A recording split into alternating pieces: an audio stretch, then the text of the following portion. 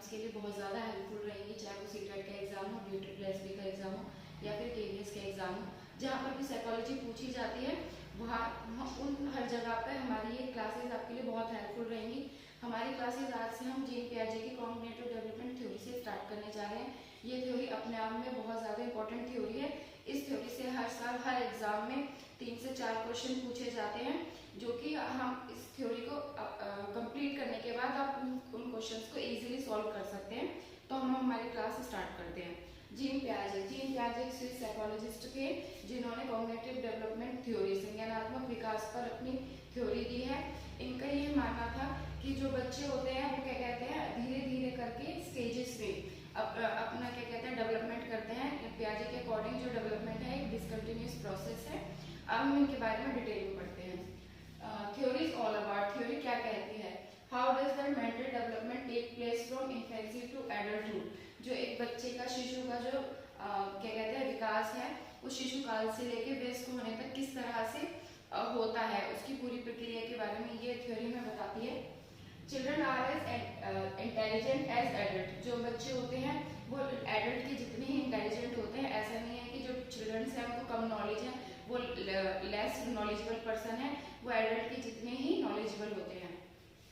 Children's thinking is qualitatively different from others. जो children's की thinking है वो अदर्स से तो अलग होती है। ऐसा नहीं है कि जो बच्चे हैं उनके अंदर कम ज्ञान है, उनकी थिंकिंग, उनके सोचने का तरीका वो डिफरेंट होता है, ना कि ये होता है कि उनको कम नॉलेज है। Childrens construct knowledge by themselves. जो बच्चे होते हैं वो अपनी नॉलेज खुद क्या कहते हैं कंस्ट्रक्ट करते हैं। ऐसा नहीं होता कि कोई उन्हें सिखाता है, समझाता है, ऐसा बिल्कुल भी नहीं होता है। पियाजे के अकॉर्डिंग जो बच्चे होते हैं वो अपनी नॉलेज धीरे धीरे स्टेजेस में खुद ही डेवलप करते हैं। Social interaction does not play much important role. पियाजे का ये कहना था कि जो सोशल इंटरेक्शन है, जो भी हम आपस में अपने समाज में, परिवार में, स्कूल में, कॉलेजेस में लोगों से मिलते हैं, जुलते हैं, उनसे बात करते हैं, उसका हमारे क्या कहते हैं डेवलपमेंट में कोई एक इम्पोर्टेंट रोल प्ले नहीं करता। अकॉर्डिंग टू पियाजे डेवलपमेंट इज डिसकंटिन्यूअस। पियाजे के अकॉर्डिंग जो डेवलपमेंट की प्रोसेस है वो डिसकंटिन्यूअस है। Piaget's cognitive development theory. पियाजे क्या कहते हैं, पियाजे की कॉग्निटिव डेवलपमेंट थ्योरी क्या है, discover children discover knowledge through their on activity. जो पियाजे का ये कहना था कि जो उनकी बच्चों की जो डेवलपमेंट है वो अपने क्या कहते हैं डिस्कवरी के, कुछ नई नई चीजों को सीख कर, उनके बारे में समझकर अपनी नॉलेज खुद ही डेवलप करते हैं, ना कि उन्हें कोई दूसरे इंसान सिखाता है। According to Piaget, newborn infants have little in the way of built-in structures. Only at the end of second year they capable of cognitive approach. जो पियाजे हैं उनका ये कहना है कि जो न्यूबॉर्न चाइल्ड्स होते हैं उनके अंदर एक छोटा किसी संसार को समझने की एक कैपेबिलिटी उनके अंदर पहले से ही होती है। Piaget observed the intellectual abilities of children and adolescents, finding that children in a different way from adults. Books by Piaget. पियाजे की कुछ इंपॉर्टेंट बुक्स हैं, वो है language and thought of the child 1920, moral judgement of the child 1930, concept of the child 1926। Cognition.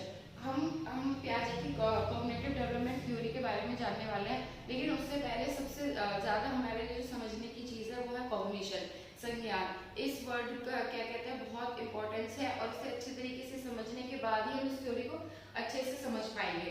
तो cognition क्या है, cognition refers to the internal process and products of the mind. वो है हमारी क्या कहते हैं क्या हमारे इंटरनल प्रोसेस, हम जो इंक्लूड्स और mental activity, attending, remembering, symbolising, categorising, planning, reasoning, problem solving, creating and fantasising. जो भी हमारे माइंड में चीजें चल रही होती है वो एक क्या कहते हैं एक निष्कर्ष पर पहुंचना, वो हमारा कॉग्निशन कहलाता है। कि हम किसी भी प्रॉब्लम को देखते हैं, फिर उसके बारे में हम सोचते हैं, समझते हैं, एक निष्कर्ष पर पहुंचकर अपनी मानसिक प्रक्रियाओं का प्रयोग करके किसी निष्कर्ष पर पहुंचना, एक नॉलेज डेवलप करना, ये हमारी कॉग्निशन कहलाता है। The three components of Piaget's theory. पियाजे की थ्योरी के 3 components है, schema, adaptation and 4 stages of development. Schemas psychological structure होते हैं। स्कीमा वो चीजें होती है जो हमारे माइंड में स्ट्रक्चर्स बने हुए होते हैं। जैसे हम किसी चीज को देखते हैं, उसके बारे में जानते हैं, समझते हैं, वो हमारे स्कीमास होते हैं। Organise way of making sense of experience, हमारे जो एक्सपीरियंस होते हैं उनको ऑर्गेनाइज्ड वे में अपने माइंड में सेट रखना, उन्हें हम स्कीमास कहते हैं। जैसे कि हमने कोई चीजें देखी उनको हमने अपने माइंड में सेट किया, तो सेट करने को ही हम क्या कहते हैं, schemas. All of the information in your brain, हमारे ब्रेन में जितनी भी इंफॉर्मेशन सेट है वो हमारी क्या कहलाएगी, schema. Every piece of information, एक छोटी से छोटी पीस भी इंफॉर्मेशन का वो स्कीमा में इंक्लूड होता है। मेंटल रिप्रेजेंटेशन, बच्चे जो भी चीजें अपने दिमाग में सोच रहे होते हैं उनको क्या कहते हैं, रिप्रेजेंट करना, वो कहलाता है हमारा mental representation. Involves building schemes through direct interaction with the environment, हम अपने एनवायरनमेंट में हम क्या कहते हैं, अपने आप को ढालना, अब एनवायरनमेंट से डायरेक्ट कांटेक्ट करके उसमें अपने आप को एग्जिस्ट कर लेना, हमारा एडेप्टेशन कहलाता है। हमारा assimilation, we use our current schemes to interact the external world, हम अपने स्कीमास को, जो हमारे माइंड में स्कीमास बने हुए हैं उनको क्या कहते हैं, अपनी क्या कहते हैं, यूज में लाना, उसको वो एसिमिलेशन कहलाता है। एकोमोडेशन, एकोमोडेशन क्या है, we create new schemes for adjust old words. Accommodation, जो हमने अपनी पुरानी स्कीमा डेवलप किए हैं उनके अंदर चेंजेस लाकर उनको एडजस्ट करना एकोमोडेशन कहलाता है। और last is equilibrium, balance between the assimilation and accommodation, जो भी चीजें हमने पहले अपने माइंड में सेट की हैं उसके बाद हम क्या कहते हैं, नई चीजों के बारे में सीख रहे हैं, उसमें माइंड में कंफ्लिक्ट हो जाता है कि हमने जो पहले चीजें सीखी वो ठीक है या बाद में ठीक है। फिर धीरे धीरे उसमें अपने माइंड में इन इंफॉर्मेशन को, नई नई इंफॉर्मेशन को गैदर करना, उनको एडजस्ट करना, और उनको जब हम अच्छे से अपने माइंड में एडजस्ट कर लेते हैं तो हम इस पोजीशन पर पहुंच जाते हैं, इक्विलिब्रियम। अब इसमें हम एक एग्जांपल के थ्रू समझते हैं कि जैसे कि किसी बच्चे ने एक कैट को देखा, उसने उसको क्या देखा कि उसकी 4 लेग्स है, 2 आईज है, 1 टेल है, तो क्या कहता है, वो उसके जैसे दिखने वाली चीज, जैसे कि उसने एक डॉगी देखा तो उसके माइंड में एक स्कीमा डेवलप हुआ कि 4 पैरों की दिखने वाली पूंछ वाली एक चीज जो है उसको क्या कहते हैं, हम कैट कहते हैं। लेकिन जैसे ही बच्चा एक डॉगी को देखता है, वो भी उसने अपने माइंड में स्कीमा बनाया है, और फिर स्कीमा बनाने के बाद वो एसिमिलेशन कर रहा है कि उसने कोई भी ऐसी दिखने वाली सेम चीज को देखा, वो उसको कैट ही बोल रहा है। लेकिन जब उसके सामने एक नई चीज आती है तो उसको बताया जाता है कि नहीं, ऐसी दिखने वाली एक चीज क्या कहते हैं, डॉग भी हो सकती है। तो वो उस कंडीशन में क्या कहते हैं, वो एकोमोडेशन कर रहा है कि अपनी प्रीवियस नॉलेज में न्यू नॉलेज ऐड कर रहा है। और जब वो बहुत अच्छे से समझ जाता है कि ऐसे दिखने वाली और भी चीजें हो सकती हैं, तो वो क्या कहते हैं, लास्ट हमारी इक्विलिब्रियम में पहुंच जाता है उसको। The sensory motor stage, sensory motor stage की जो लाइफ स्पैन है वो है 0 to 2 years। इसमें मोस्टली बच्चे जो है अपनी सेंसेस के थ्रू सीखते हैं चीजों को, क्या कहते हैं, टच करके, आइज से, अपने सेंसेस के थ्रू ही उनका जितना भी डेवलपमेंट होता है मोस्टली इस एज में होता है। At the end of this age बच्चे क्या कहते हैं, ऑब्जेक्ट परमानेंस में भी हो जाते हैं कि कोई चीज है, पहले उनको ये बोला जाता है कि हम जैसे बच्चों के साथ खेलते हैं, छोटे बच्चे होते हैं कि आपका कोई टॉय है, अगर बच्चा उसको बार बार मुंह में ले रहा है या ऐसी चीज है जिससे कि बच्चे को हार्म हो सकता है, तो हमने बोलते हैं कि उसको चिड़िया ले गई, या कोई भी चीज की उसको छुपा देते हैं, तो बच्चे ये समझ जाता है कि वो चीज गायब हो गई। लेकिन इस साल के जब बच्चा धीरे धीरे 1.5 साल के बाद ऑब्जेक्ट परमानेंस उसके अंदर आ जाती है, तो वो बोलता है कि नहीं, ये चीज अब भी एग्जिस्ट कर रही है और वो है आपके पास। द प्री ऑपरेशनल स्टेज, अब इस स्टेज में, सेंसरी मोटर स्टेज में जो बच्चे का बिहेवियर कैसा हो जाता है, इंटेंशनल बिहेवियर हो जाता है। जब कोई चीज उसे अच्छी लगती है तो उसके देखकर वो स्माइल करता है, उससे प्यार करता है। लेकिन जब उसको वो चीज बहुत बुरी लगती है तो वो उससे दूर भागता है। इस स्टेज में ये बच्चे धीरे धीरे ये चीजें डेवलप करना सीख जाते हैं।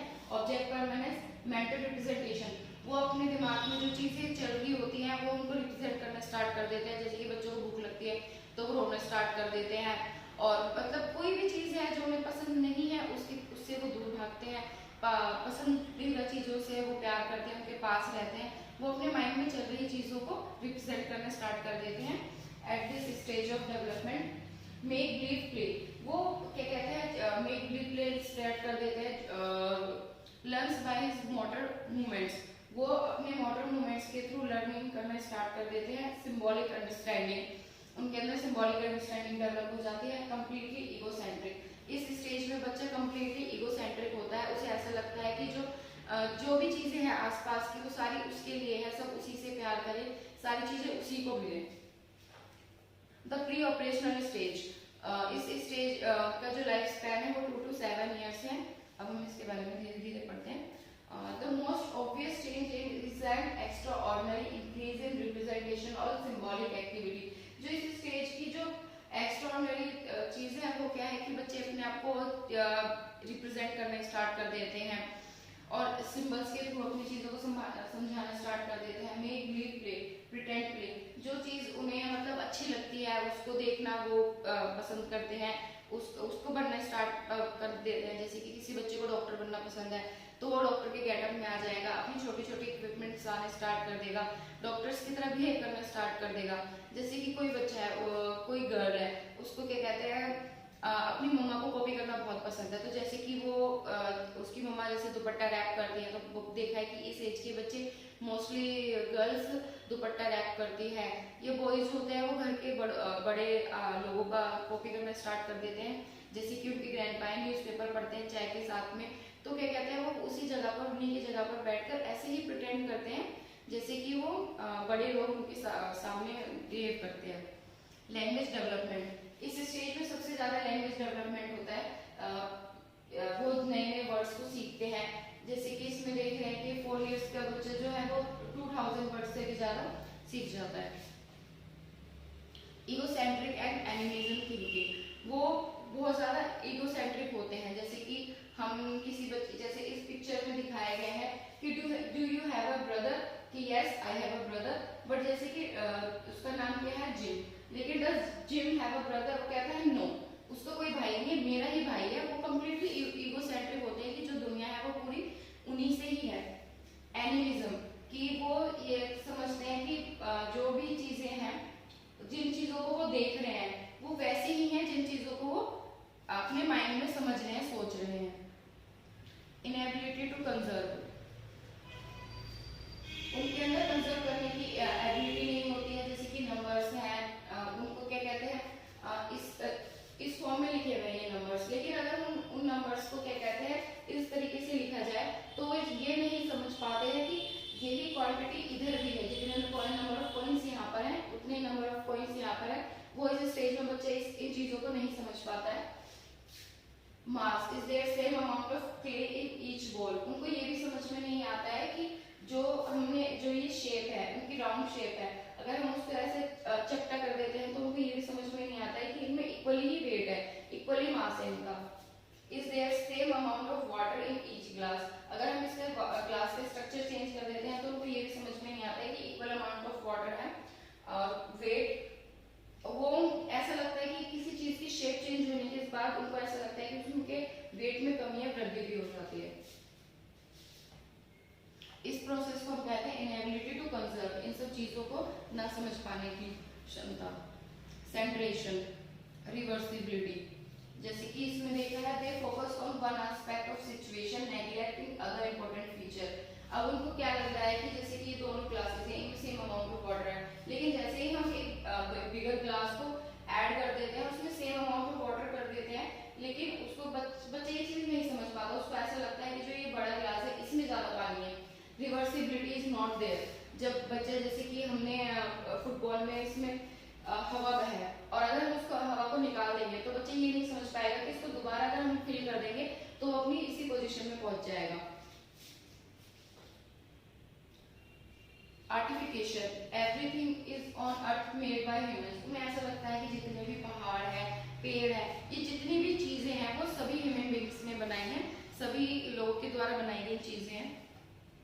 The concrete operational stage 7 to 11 years, जो कंक्रीट ऑपरेशनल स्टेज है उसका लाइफ स्पैन है 7 to 11 year. Thought become far more logical, flexible and organised, इस एज में जो थॉट्स हैं वो बहुत ज्यादा लॉजिकल हो जाते हैं, ऑर्गेनाइज्ड वे में बच्चे सोचना स्टार्ट कर देते हैं। जैसे कि उनके अंदर एक कंजर्वेशन की एबिलिटी डेवलप हो जाती है।